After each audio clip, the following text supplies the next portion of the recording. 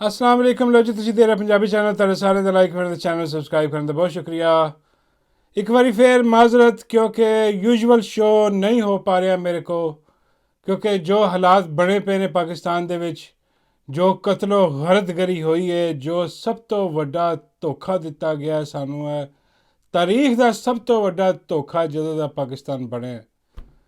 ਉਹਦੇ ਬਾਅਦ ना हसन ਨੂੰ दिल करता है, ना हुण यकीन करो रोन ने भी दिल नहीं करता। पता नहीं अजीब कैफियत है कि बस एक गुस्सा उभर रहा हूँ कि जो वीडियोज़ आ रही ने, जो ਜਿਹੜੇ ਜ਼ਖਮੀ ਨੇ ਹਸਪਤਾਲਾਂ ਜਿਹਨਾਂ ਨੂੰ ਲੈ ਕੇ ਜਾ ਰਹੇ ਸਨ, ਡੀ ਚੌਕ ਸ਼ਹਾਦਾ ਦੀਆਂ ਫੋਟੋ ਯਾਦ ਆ ਰਹੀਆਂ ਨੇ, ਤੇ ਦਿਲ ਜਿਹੜਾ ਨਾ ਉਹ ਬਿਲਕੁਲ ਦੁਖਿਆ ਪਿਆ। ਔਰ ख़ास तौर 'ਤੇ ਜਦੋਂ ਦੇਖੀਦਾ ਨਾ ਕਿ ਯਾਰ ਜਦੋਂ ਇਹ ਡੀ ਚੌਕ 'ਚ ਗਏ ਸਨ ਮਾਸੂਮ ਲੋਕ, ਇਹ ਪਿਆਰੇ ਲੋਕ, ਇਹ ਪੁਰਅਮਨ ਲੋਕ ਜਦੋਂ ਗਏ ਸਨ, ਤੇ ਉੱਥੇ ਕਿਸ ਤਰ੍ਹਾਂ ਪਿਆਰ ਮੁਹੱਬਤ ਦਾ ਇਜ਼ਹਾਰ ਕੀਤਾ ਇਹਨਾਂ ਨੇ। ਇਹੀ ਸਮਝਦੇ ਰਹੇ ਕਿ ਬਈ ਜਿਤਨੀ ਮਰਜ਼ੀ ਲੜਾਈ ਹੋ ਜਾਵੇ, ਇਹ ਸਾਡੇ 'ਤੇ ਕਦੀ ਗੋਲੀ ਨਹੀਂ ਚਲਾ ਸਕਦੇ, ਸਾਨੂੰ ਨੁਕਸਾਨ ਨਹੀਂ ਪਹੁੰਚਾ ਦਿੰਦੇ। ਇਹ ਦਿਲਾਂ ਦੇ ਵਿੱਚ ਜਿਹੜਾ ਟਰਸਟ ਸੀ ਨਾ, ਇਹ ਉਹ ਸੀ ਖੁਸ਼ੀ। ਉਸ ਖੁਸ਼ੀ ਦੇ ਵਿੱਚ ਪੱਪੀਆਂ ਜੱਫੀਆਂ ਮਿਲ ਰਹੇ ਸਨ, ਚੁੰਮ ਰਹੇ ਸਨ ਕਿ ਯਾਰ ਸਾਡੇ ਆਪਣੇ ਨੇ, ਓਏ ਇਹ ਦੁਨੀਆ ਇੱਧਰ ਦੀ ਇੱਧਰ ਹੋ ਜਾਏ, ਸਾਡੇ 'ਤੇ ਗੋਲੀ ਨਹੀਂ ਚਲਾਉਣਗੇ, ਇਹ ਸਾਡਾ ਬੁਰਾ ਨਹੀਂ ਚਾਹੁੰਦੇ। ਚਲੋ ਲੜਾਈ ਹੋ ਜਾਂਦੀ ਹੈ, ਘਰ 'ਚ ਵੀ ਲੜਾਈ ਹੋ ਜਾਂਦੀ ਹੈ, ਹਾਂਜੀ ਭਰਾਵਾਂ 'ਚ ਲੜਾਈ ਹੋ ਜਾਂਦੀ ਹੈ, ਲੇਕਿਨ ਉਹਦਾ ਇਹ ਮਤਲਬ ਤਾਂ ਨਹੀਂ ਹੁੰਦਾ ਕਿ ਭਰਾ 'ਤੇ ਗੋਲੀ ਚਲਾ ਦੇਵੇ। ਅਤੇ ਇਹਨਾਂ ਨੂੰ ਤਾਂ ਬਹੁਤ ਇਤਬਾਰ ਸੀ ਕਿ ਇਹ ਸਾਡਾ ਭਰਾ ਜਿਹੜਾ ਨਾ, ਇਹ ਕਦੇ ਨਹੀਂ ਗਿਆ ਵੀ ਗੱਲਾਂ ਬਣੀਆਂ ਨੇ ਇਹ ਉਹ ਸਾਰਾ, ਲੜਾਈ ਚੱਲਦੀ ਰਹਿੰਦੀ ਹੈ, ਗੋਲੀ ਨਹੀਂ ਚਲਾਉਣਗੇ।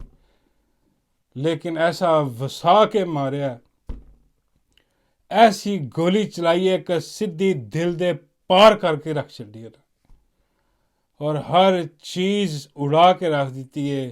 ना देखिया किसी का सिर है, ना देखिया किसी का सीना, किसी का लत्त पैर, हर जगह ते गोलियां मार मार के इन्होंने वो जिहड़ा ट्रस्ट सी, वो जिहड़ी खुशी सी, वो इन्होंने दस दी। अज शहीद होने वाले भी जाके रब अगे पेश होके भी कहते होणगे कि अल्लाह सानू तो अपने उन्होंने धोखा दिता जिन्हों ते सानू इतबार ही आई सी कि सानू कभी मारनगे नहीं। ओए किस मूँह नाल जाके उस अदालत च पेश होणगे। ओए डी चौक दा सानिया कभी भुल्लण वाला है ही नहीं, एडा वड्डा इतबार तोड़ता। ओए फौज ने गोलियां चलातियां। ओए ओ अली अमीन गंडापुर भी आके कह रहा है कि इस बारी फौज ने गोलियां मारियां ने सानू, ऐद की फौज ने मारिया सानू। लेकिन अफसोस इस बात का है कि 245 लगाकर इस दफा इन्होंने गोलियां हमें फौज से मरवाई। मैं फौज के उन सिपाहियों को यहां से मुखातिब हूं कि अपने घर में अपने बच्चों को देखना जरूर और सोचना कि अगर ऐसा काम तुम्हारे बच्चे के साथ हुआ होता तो तुम्हारी बीवी क्या सोचती, उसकी वो मां क्या सोचती, और मारने वाले के बारे में कौन सी बददुआ देती, कौन सी आह निकलती उसके दिल से। सोचना हर पासों यही आवाज़ां आ रही ने, इंटरनेशनल लैवल पर भी यही आवाज़ां आ रही ने, लेकिन इन्हों कोई गैरत नहीं आई, कोई शर्म नहीं आई, कोई हया नहीं आई। एडे ढीठ हो चुके ने कि इन्होंने फर्क ही नहीं पैंदा। इन्हां वास्ते हुण असी तुसी सारा पाकिस्तान फितनातुल ख्वारिज है। हाँ, क्या फितनातुल ख्वारिज की सारी आवाम फितनातुल ख्वारिज नूं मारो, मार के ट्रकों च पाओ, इन्हां दीयां डैड बाड़ियां दफना दो जिथे डी चौक दियां लैके गए ने। बहुत सारी डैड बाड़ियां जिहड़ियां ने वो अपने ट्रकों च पा के लै गए ने, उहदा इलम ही नहीं किसी नूं कि कित्थे गईयां। हस्पताल च रिपोर्टां आ रही ने हुण कि 100 जख्मी आए ने उत्थे, ते डैड बाड़ियां उत्थों पुलिस वाले चुक के लै गए ने। अंदाज़ा करो तुसीं कि कितनी वड्डी बरबरीयत की गई है। और इन्हां दीयां तकरीरां सुनो और यकीन करो यह जिहड़ा कह रहा ना, यह सब तो वड्डा फितनतुल ख्वारिज है पाकिस्तान का। यह सब तो वड्डा जिहड़ा ना बंदूक ते जोर ते अपना तसल्लुत जारी रखने वास्ते इस फितनतुल ख्वारिज ने लाशां बिछा दित्तियां ने मासूम लोगों दियां। और उसदे बाद सानू दलीलां की दे रहा, कुरान पढ़ के सुना रहा। फितनतुल ख्वारिज आप कुरान पढ़ के सुना रहा। इस तो वड्डा अजाब की होना साडे वास्ते, अंदाज़ा करो तुसीं यार। यह हो रहा साडे नाल। ते इत्थे ਜਿਹੜੇ ਇਹ हुकूमत ਦੇ ਵਿੱਚ बैठे ने बेगैरत, ਇਹ 2 नंबर लोग ਜਿਹੜੇ ਨੇ, ਇਹ मजाक उड़ा रहे हैं ਇਹ ਕਹਿ ਰਹੇ ਨੇ ਜੀ ਇਹ ਹੱਸ ਖੇਡ ਕੇ ਕਿ ਜੀ ਇੱਥੇ ਤਾਂ ਕੁਝ ਹੋਇਆ ਹੀ ਨਹੀਂ, ਇੱਕ ਗੋਲੀ ਨਹੀਂ ਚੱਲੀ। ਐਡੇ ਢੀਠ ਐਡੇ ਬਗੈਰਤ।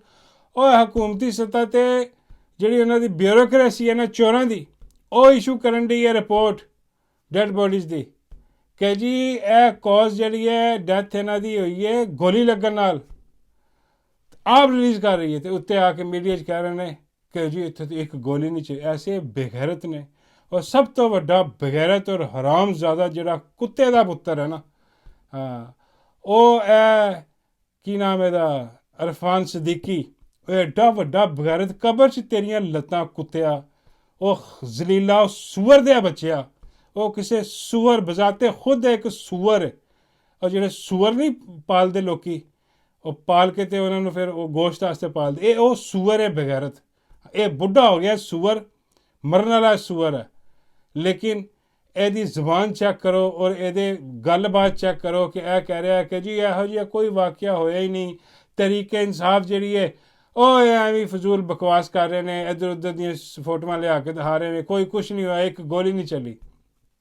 ਇਹ ਹਾਲ ਹੈ ਇਸ ਸੂਅਰ ਦੇ ਬੱਚੇ ਦਾ, ਇਸ ਬੁੱਢੇ ਸੂਅਰ ਦਾ ਜਿਹੜਾ ਕਿ ਮਰਨ ਵਾਲਾ। ਇਹਨੇ ਮਰਨ ਤੋਂ ਬਾਅਦ ਅੱਗੇ ਜਵਾਬ ਵੀ ਦੇਣਾ ਹੈ, ਲੇਕਿਨ ਕੋਈ ਖਿਆਲ ਨਹੀਂ, ਕੋਈ ਨਹੀਂ। ਉਹਦੇ ਬਾਅਦ ਤੁਸੀਂ ਹਕੂਮਤੀ ਕੋਈ ਵਜ਼ੀਰ 'ਚ ਉਹ ਜਿਹੜਾ ਬਾਂਦਰ ਹੈ ਬਗੈਰਤ ਦਾ ਬੱਚਾ, ਉਹ ਜਿਹੜਾ ਡਿੰਟੋਨਿਕ ਵਾਲਾ ਬਾਂਦਰ ਹੈ, ਕਿਸੇ ਕੁੱਤੇ ਦਾ ਬੱਚਾ, ਸੌਰੀ ਮੇਰੇ ਮੂੰਹ 'ਚ ਨਿਕਲ ਰਿਹਾ ਹੈ, ਨੈਚੁਰਲ ਨਿਕਲ ਰਿਹਾ ਕਿ ਐਸੇ ਬਗੈਰਤ ਦੇ ਬੱਚੇ ਨੇ ਸਾਰੇ ਹਰਾਮਜ਼ਾਦੇ ਕਿ ਇਹਨਾਂ ਨੂੰ ਜ਼ਰਾ ਵੀ ਅਹਿਸਾਸ ਨਹੀਂ ਕਿ ਇਨਸਾਨੀ ਜਾਨਾਂ 'ਤੇ ਤੁਸੀਂ ਜ਼ੁਲਮ ਕੀਤਾ, ਤੁਸੀਂ ਗੋਲੀਆਂ ਚਲਾਈਆਂ ਨੇ। ਹਾਂ, ਔਰ ਇਹ ਹਰਾਮਜ਼ਾਦਾ ਆ ਕੇ ਅਜੀਬੋ ਗਰੀਬ ਬਕਵਾਸ ਕਰ ਰਿਹਾ ਉੱਥੇ ਜੀ ਸਾਰੇ।